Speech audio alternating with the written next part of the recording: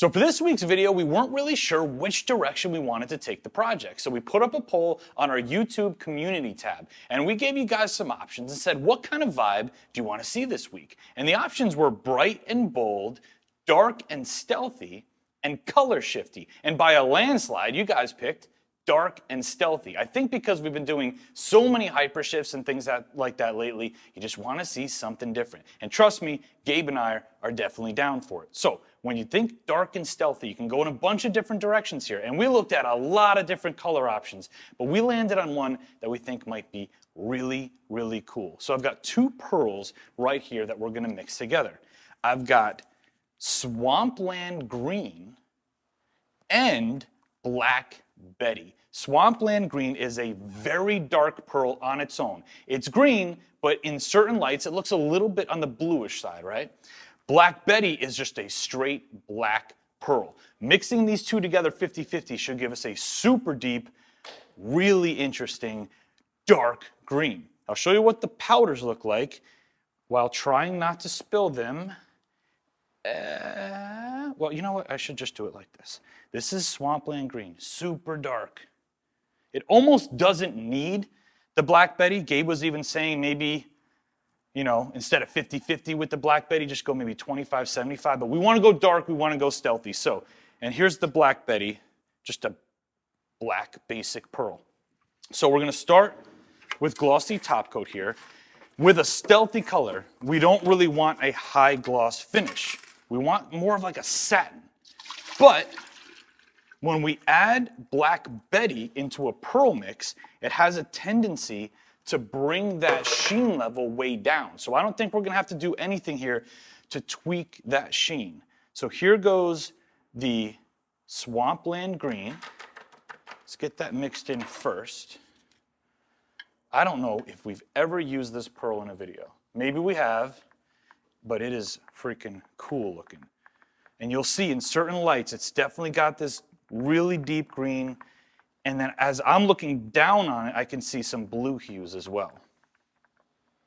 Now, I'm going to dump in the Black Betty.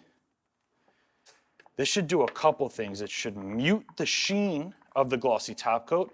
It should mute the saturation of the green pearl and should just bring a nice, dark, menacing hue to the whole color. Haven't thought of what we're going to name this color yet. I guess we have to wait until we see it on the car until we figure that out. Now, obviously, this is going to need to be hit with a dispersion blade, but let me show you what we're working with on the old stick of truth here. Oh, this is going to be dark. So this is a little sneak preview. Kind of blue, nice and green, super dark. I'm really pumped to get this on the car. Let's go.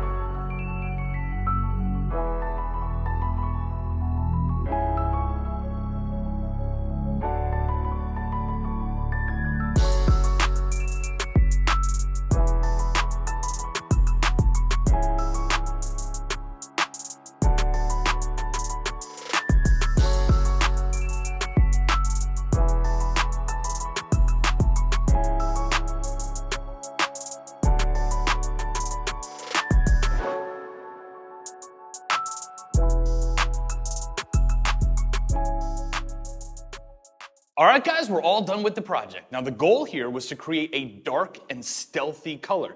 And I will tell you right now, the combination of that Swampland green, which was already a pretty dark color on its own, and that Black Betty worked perfectly. This car looks freaking awesome. There's just so much contrast on the car.